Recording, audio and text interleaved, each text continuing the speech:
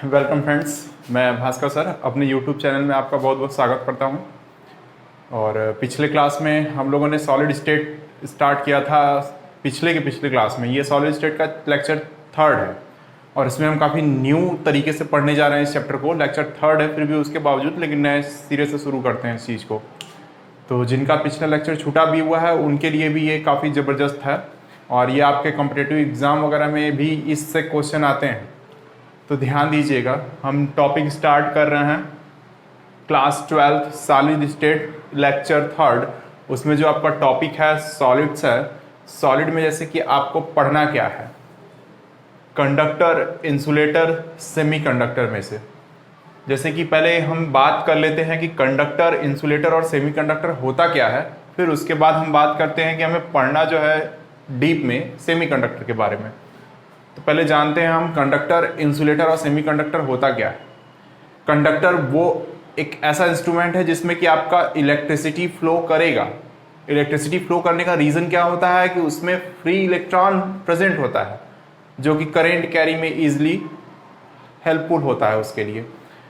तो कंडक्टर में आपने देखा कि इसमें करेंट यानी कि इलेक्ट्रिसिटी फ्लो करेगा, और इंसुलेटर जिसमें इलेक्ट्रिसिटी फ्लो नहीं करता है। क्यों नहीं करता है? क्योंकि इसमें फ्री इलेक्ट्रॉन नहीं होता है। ध्यान दीजिएगा कि इलेक्ट्रॉन सब में पाया जाता है। इलेक्ट्रॉन कंडक्टर हो चाहे इंसुलेटर हो या सेमीकंडक्टर हो, इलेक्ट्रॉन सबके पास पाया जाएगा, बट कंडक्टर में फ्री इलेक्ट्रॉन होता है जो इलेक्ट्रिसिटी प्रोवाइड करता है।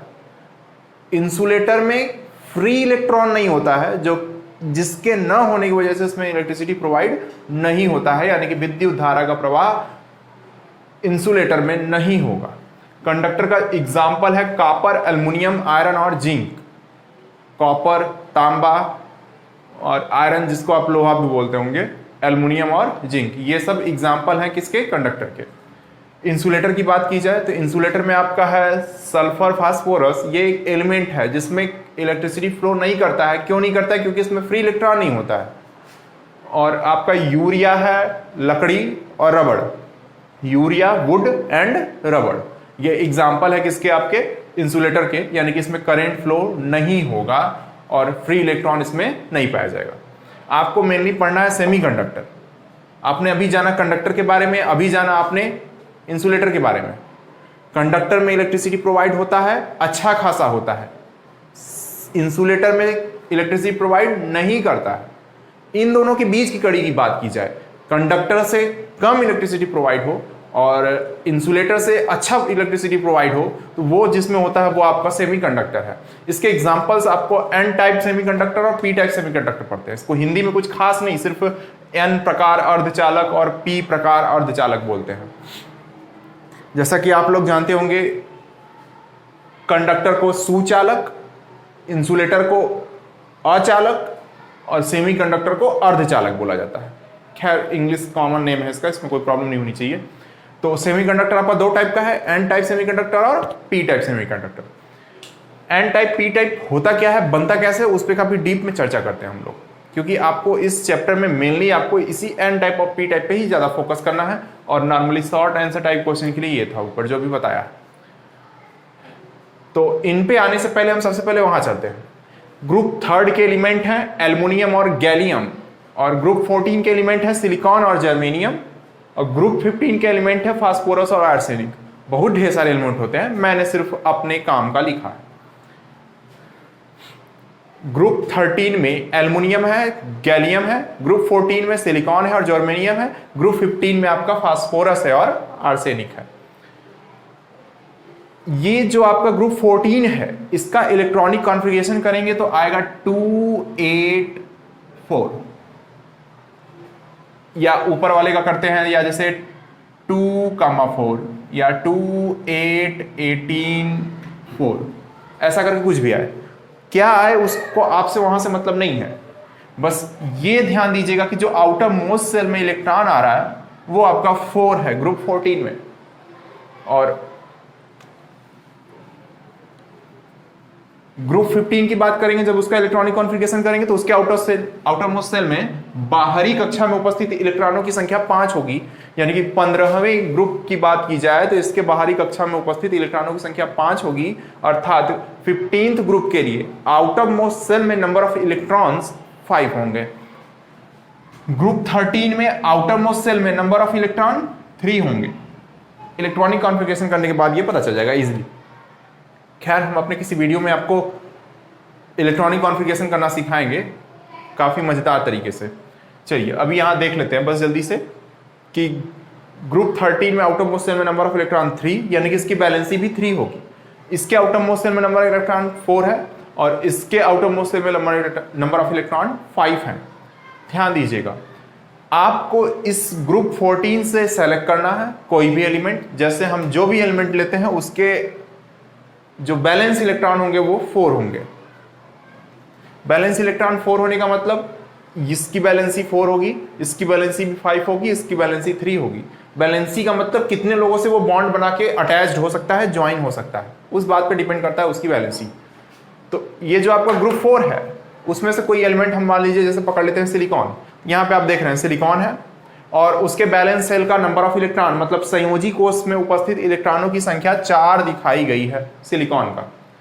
अब इस सिलिकॉन से हम कैसे पता करेंगे कि कौन एन टाइप सेमीकंडक्टर है और कौन सा पी टाइप? ध्यान दीजिएगा वीडियो पर। अब जब इस 4 बैलेंसी वाले एलिमेंट में हम इस पेंटावैलेंट मतलब पंच संयोजी जिसकी बैलेंसी 5 है, जिसकी संयोजकता 5 है, मतलब पेंटावैलेंट यानी कि पंच संयोजी वाला ये एलिमेंट इसमें उठा के डोप करेंगे।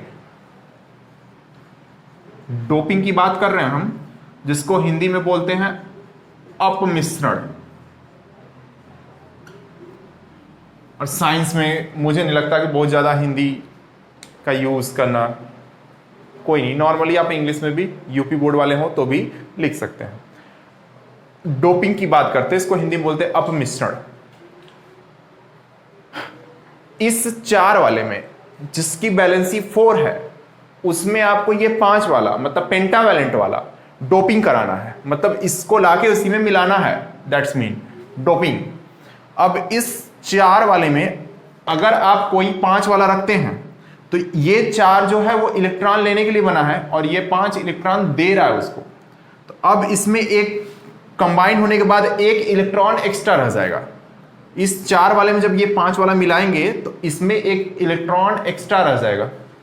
तो इसलिए जब इसमें डोपिंग कराएंगे तो वो 4 इलेक्ट्रॉन आ करके एक इसमें, एक इसमें, एक इसमें और एक इसमें जाके जब कंबाइन होगा तो एक एक्स्ट्रा इलेक्ट्रॉन बचा रह जाएगा, क्योंकि इस टेट्रावैलेंट में हमने पेंटावैलेंट का डोपिंग कराया है।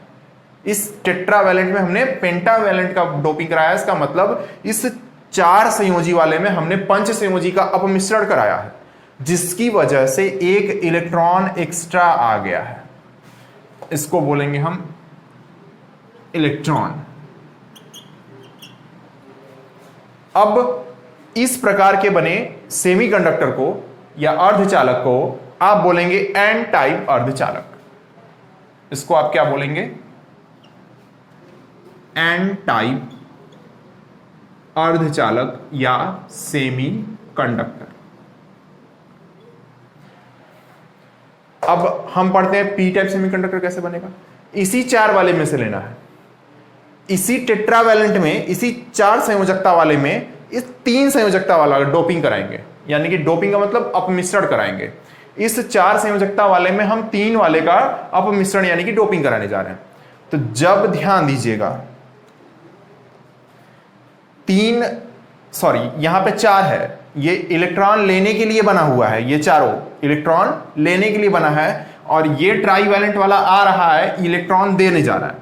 जब इस 4 वाले में इस 3 वाले का डोपिंग कराएंगे तो इसमें एक इलेक्ट्रॉन एक्सेप्टर, मतलब इन चारों को इलेक्ट्रॉन चाहिए था लेकिन मिला 3 ही को, इसको इलेक्ट्रॉन नहीं मिल पाया, यानी कि ये इलेक्ट्रॉन एक्सेप्टर का काम करेगा, मतलब इसको इलेक्ट्रॉन चाहिए। तो एक इलेक्ट्रॉन यहां आया 1, एक इलेक्ट्रॉन आया यहां 2, एक इलेक्ट्रॉन यहां आया 3, इसमें एक बचा रह गया, इसको बोलते हैं होल,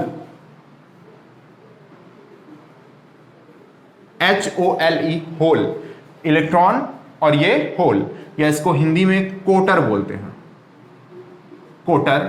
खैर होल नाम भी सही है, हिंदी में लिख सकते हैं आप होल।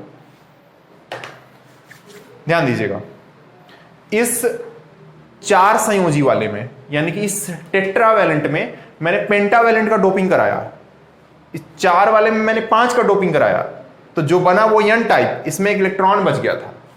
और इस 3 वाले में, सॉरी 4 वाले में मैंने 3 वाले का डोपिंग कराया, यानी कि टेट्रावैलेंट में मैंने ट्राईवैलेंट का डोपिंग कराया, तो एक होल बचा रह गया, इसको बोलते हैं p टाइप सेमीकंडक्टर। ये आपका तैयार हुआ है p टाइप सेमीकंडक्टर या p प्रकार का अर्धचालक।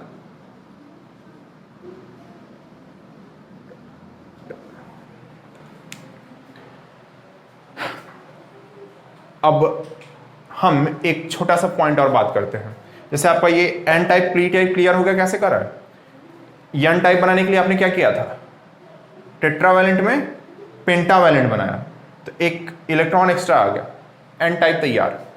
इस टेट्रावैलेंट में ट्राईवैलेंट 3 वाला बनाया, एक होल बचा रह गया, आपका पी टाइप सेमीकंडक्टर तैयार। एक काफी नोट पॉइंट वाली बात करने जा रहे हैं, ध्यान दीजिएगा, यहां पर बिल्कुल इधर उधर नहीं, ध्यान दीजिए। कंडक्टर का जब टेम्परेचर इंक्रीज करते हैं तो इसकी इलेक्ट्रिसिटी डिक्रीज हो जाती है। मैंने बोला जब सुचालक का तापमान बढ़ाएंगे तो इसकी चालकता घट जाती है। मतलब क्या है?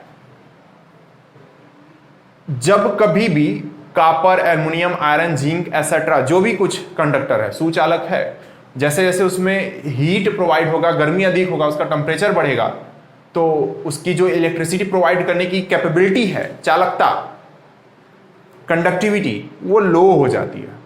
यानी कि गर्म तार में अच्छा इलेक्ट्रिसिटी प्रोवाइड नहीं होने वाला। सेमीकंडक्टर में जस्ट इसका उल्टा होता है। आपने देखा कि ये कंडक्टर और इंसुलेटर के बीच का था। ध्यान दीजिएगा, सेमीकंडक्टर में जब टेम्परेचर इंक्रीज करते हैं तो इसकी इलेक्ट्रिसिटी यानी कि करेंट करने की टेंडेंसी यानी कि इसकी कंडक्टिविटी भी इंक्रीज हो जाती है।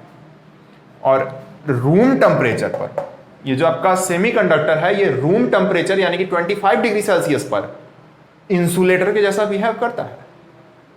रूम टेम्परेचर 25 डिग्री सेल्सियस पर आपका जो सेमीकंडक्टर है वो इंसुलेटर के जैसा बिहेव करता है। और जब रूम टेम्परेचर से टेम्परेचर को इंक्रीज करते हैं तो मैंने बताया कि सेमीकंडक्टर की जो कंडक्टिविटी है वो इंक्रीज हो जाएगी, तो ये कंडक्टर के जैसा बिहेव करने लगेगा टेम्परेचर बढ़ाने पर। सेमीकंडक्टर की बात कर रहा हूं मैं, एक बार फिर से अपनी बातों को बोलना चाहूंगा।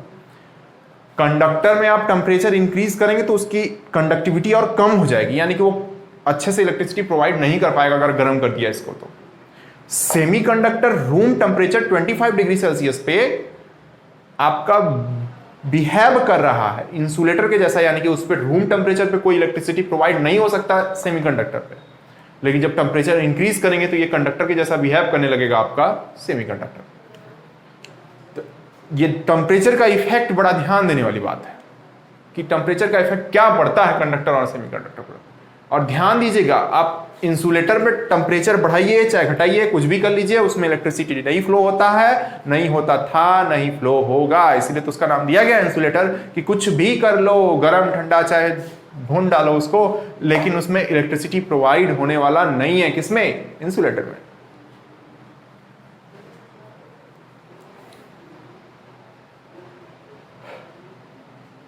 चलिए तो फिर आज के क्लास में बस इतना ही रखते हैं। बाकी एक अच्छा सा टॉपिक, बैंड एनर्जी डायग्राम के हिसाब से क्या कंडक्टर होता है, क्या इंसुलेटर होता है, क्या सेमीकंडक्टर होता है, वो हम पढ़ेंगे। काफी मजेदार टॉपिक है, ये आपके बोर्ड के एग्जाम में भी आता है। बैंड एनर्जी डायग्राम के हिसाब से बताया जाएगा कि कौन है कंडक्टर, कौन है इंसुलेटर और कौन है सेमीकंडक्टर। काफी मजेदार टॉपिक है, इसलिए अगले वीडियो का इंतजार करिएगा। और सबसे पहले मैं भास्कर सर आप लोगों से एक रिक्वेस्ट करना चाहता हूं कि आप मेरे चैनल को सब्सक्राइब कीजिए और जो जरूरतमंद लोग हैं उन तक मेरा वीडियो पहुंचाइए, शेयर कीजिए यूट्यूब के माध्यम से, व्हाट्सएप पे भेजिए, मैसेंजर पे भेजिए, इंस्टाग्राम पे भेजिए, कुछ भी करिए, मगर लोगों तक पहुंचाइए। मैं आपसे वादा करता हूं एक न एक दिन बहुत बड़ा काम कर जाऊंगा।